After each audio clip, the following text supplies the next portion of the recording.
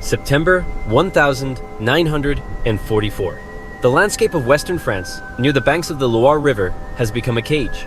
A German general named Botho Henning Elster stands looking at a map that offers no comfort, facing a choice that military academies do not teach. He commands a sprawling, desperate force of nearly 20,000 German troops. They are cut off, undersupplied, and stranded hundreds of miles behind the rapidly advancing American lines. They cannot escape back to the safety of the German border.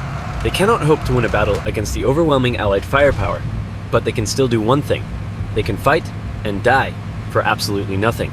In this crucible of pressure, Elster makes a decision that will echo through history and save thousands of lives. He decides to surrender his entire force. But this is not just any surrender.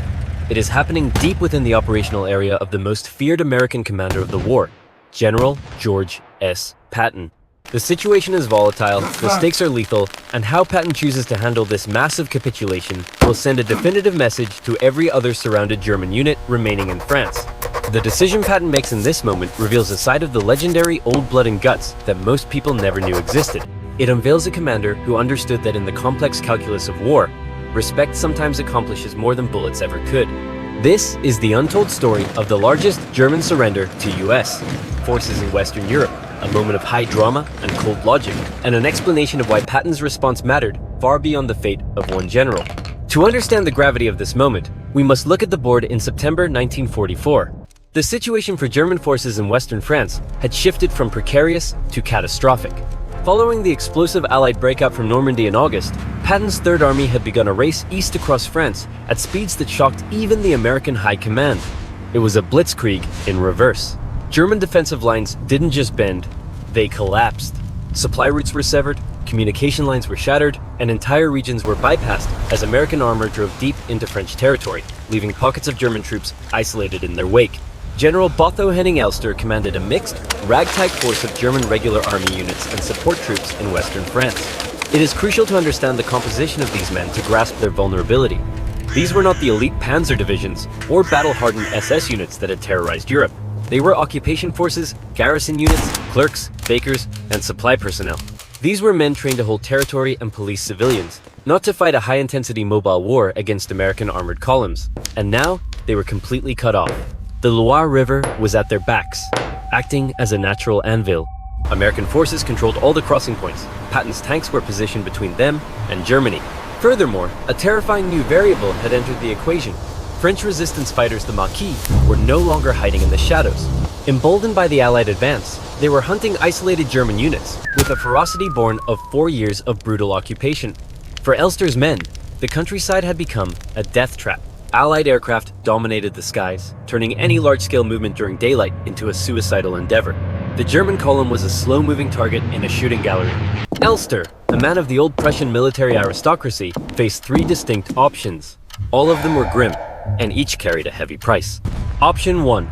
Try to fight their way east to reach German lines. Militarily, this was a fantasy. His troops lacked heavy artillery, anti-tank weapons, and sufficient fuel. They were essentially a walking infantry column trying to outrun tanks. If they engaged Patton's Third Army, they would be annihilated by American air power and artillery long before they ever saw the German border. It would be a massacre, not a battle. Option 2. Disperse into the countryside and conduct guerrilla warfare. This might prolong the fighting, but to what end? It would accomplish nothing strategically. It would merely delay the inevitable. Worse, his men would be hunted down one by American forces and, more frighteningly, by French partisans seeking bloody revenge for years of Nazi oppression. Elster knew that if his men fell into the hands of the French resistance, their survival was unlikely. Option 3. Surrender. For a German general in 1944, this was far more complicated and dangerous than it sounds to modern ears. Adolf Hitler had issued directives making surrender tantamount to treason. The Hitler Oath bound every officer personally to the Führer. Officers who capitulated faced immediate execution if they ever fell back into German hands. But the threat went deeper. The Nazi regime had instituted the policy of times Sippenhaft times kin liability. If Elster surrendered, his wife and children back in Germany could be arrested, imprisoned, or executed as punishment for his betrayal. Elster was standing on a precipice. But Elster was a professional soldier, not a Nazi fanatic.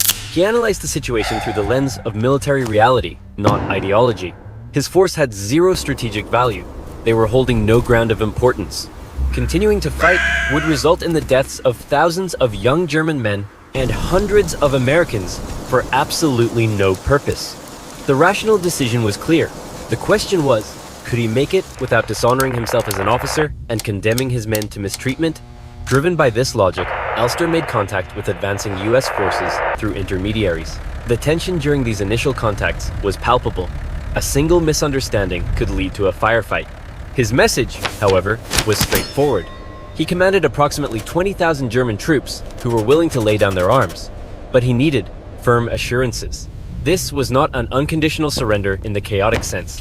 Elster wanted guarantees that his men would be treated strictly according to the Geneva Conventions. He demanded that the surrender be conducted with military formality, a point of honor for the Wehrmacht. Most importantly, he demanded that his soldiers would not be handed over to French forces. He knew the French were out for blood, and he viewed American custody as the only sanctuary for his men. The request traveled up the chain of command until it reached the headquarters of Patton's Third Army. This was Patton's operational area. A surrender of this magnitude required his direct approval. When Patton's staff brought the proposal to him, the room was divided. Some officers, flushed with the success of the advance, argued they should demand unconditional surrender with no concessions. Why negotiate with a defeated enemy? Why grant them the dignity of terms? Patton, however, saw the chessboard differently. He looked past the immediate satisfaction of crushing the enemy to the broader strategic picture. 20,000 German soldiers removing themselves from the war without firing a shot? That was a massive opportunity, not a problem.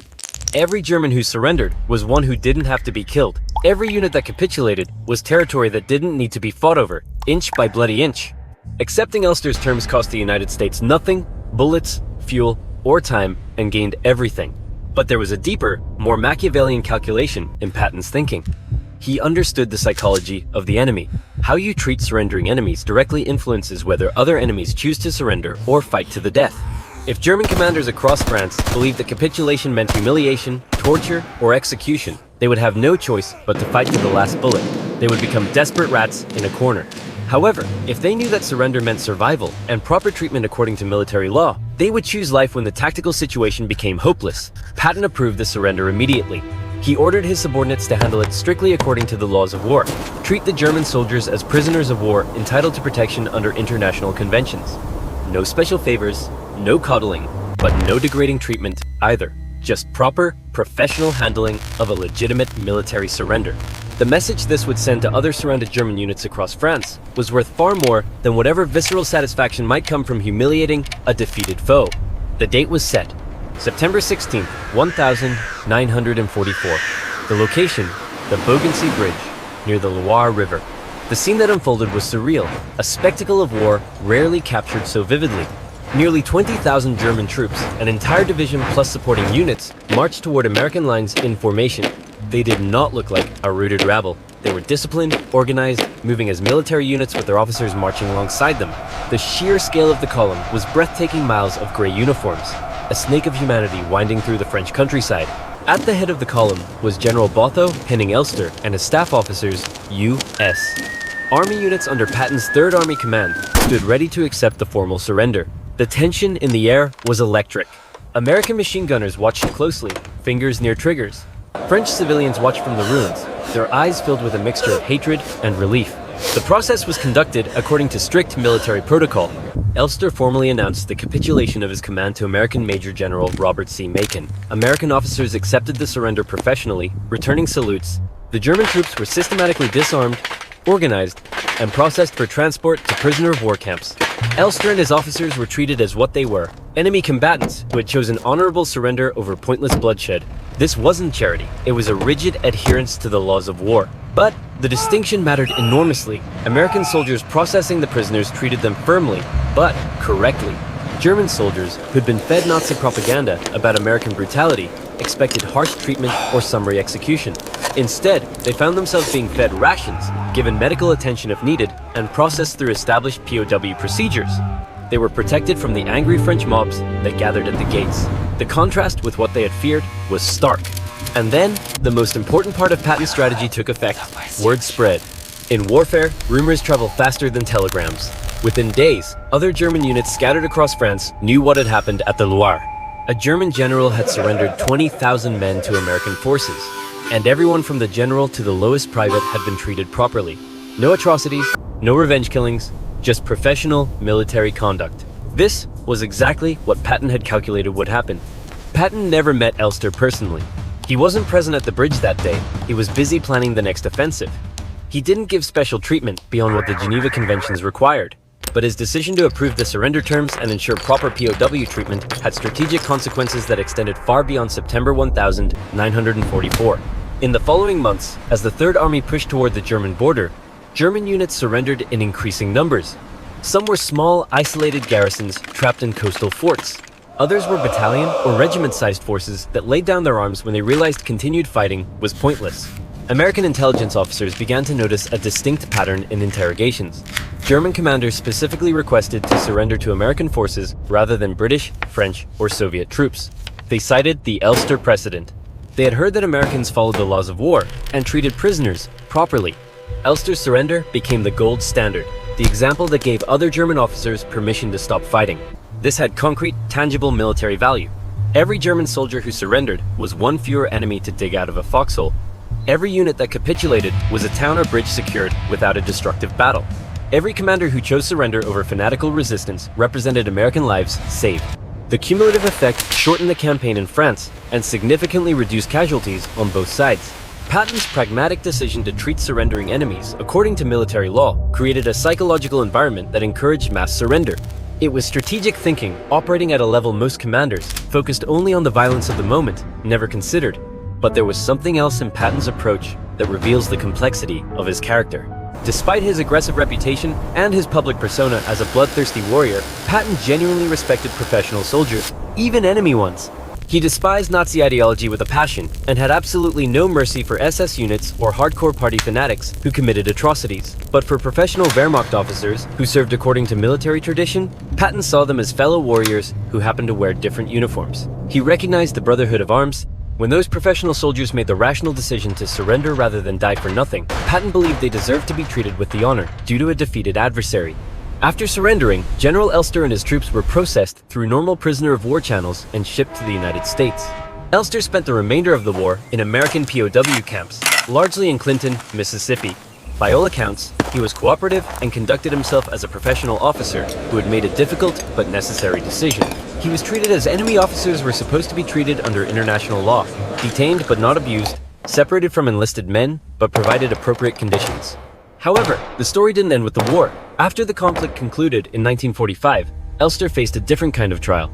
The post-war German government put him on trial for surrendering his command. Even with Hitler dead, the specter of the military code remained. Under Nazi military law, capitulation without fighting to the last man was considered desertion or treason. The ghost of the fight to the death order hung over him. But the post-war German court, now operating in a world of sanity, recognized the reality of 1944. They saw that Elster's situation had been hopeless. Continuing to fight would have accomplished nothing except the massacre of 20,000 men. His decision to surrender had been the only rational, moral choice available. Elster was exonerated. He lived quietly in post-war Germany, translating works and avoiding publicity until his death. When asked about his decision in later years, Elster maintained it had been correct given the military circumstances. And he always acknowledged one crucial factor: that American forces had treated him and his men according to the laws of war, made the surrender possible. If he had believed capitulation meant execution or torture, he might have felt compelled to fight on. Not because he expected victory, he knew the war was lost, but because military honor would have demanded resistance against a barbaric enemy. The professional treatment he received from Patton's forces gave him the moral permission to make the right decision.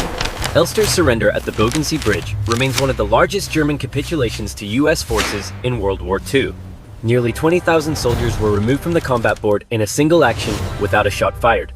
The strategic value was enormous, clearing the flank of the Third Army and freeing up resources for the push into Germany. But the broader significance lies in what it reveals about military leadership and strategic thinking. Patton is rightfully remembered for aggressive tactics, bold armored attacks, and a relentless pursuit of the enemy. All of that is true, but the Elster surrender shows another dimension of his command philosophy. He understood that how you treat defeated enemies shapes the behavior of enemies not yet defeated. Respect the laws of war, treat prisoners properly, and rational enemy commanders will choose surrender when their situations become hopeless. Abuse or execute prisoners, and even defeated enemies will fight to the death because they have nothing left to lose. This isn't weakness, It is strategic sophistication. Modern military doctrine has codified this insight. POW treatment, the Geneva Conventions, and the laws of armed conflict. These aren't just humanitarian concerns or legal hurdles. They are strategic tools that encourage enemy surrender and reduce the cost of victory. Patton understood this in 1944, nearly 70 years before it became standard counterinsurgency doctrine. The decision to approve Elster's surrender and ensure proper treatment wasn't an act of mercy. It was a calculated strategy that happened to align with treating people according to established military law, and it worked. The story of Botho Henning Elster's surrender teaches us something that transcends World War II. In any conflict, the goal isn't just winning battles, it's ending the war with the minimum cost in lives and resources. Sometimes that means destroying the enemy in combat with overwhelming force. But sometimes it means giving them a rational alternative to fighting to the death. Elster faced annihilation if he fought, and honorable captivity if he surrendered. The choice was obvious, but only because Patton ensured the honorable option actually existed. If American forces had possessed a reputation for murdering prisoners or violating the laws of war, Elster might have chosen desperate resistance. His 20,000 troops would have dug in. American soldiers would have died, clearing them out of the hedgerows. Weeks would have been wasted on battles that served no strategic purpose. Instead, Patton's adherence to military law created conditions where the rational choice was surrender. 20,000 enemies removed from the war without firing a shot, territory secured without casualties, resources saved for the final push into Germany. That is strategic genius operating at a level most people never see. Patton knew when to attack and when to accept surrender, when to destroy the enemy and when to give them a rational path to capitulation. That is not weakness. That is military leadership at its highest level. If you found this story compelling, hit subscribe. We explore the strategic decisions that changed World War II in ways most history books miss. Comment below. Do you think Patton's approach to POW treatment was strategic brilliance, or just following basic military law? Thanks for watching.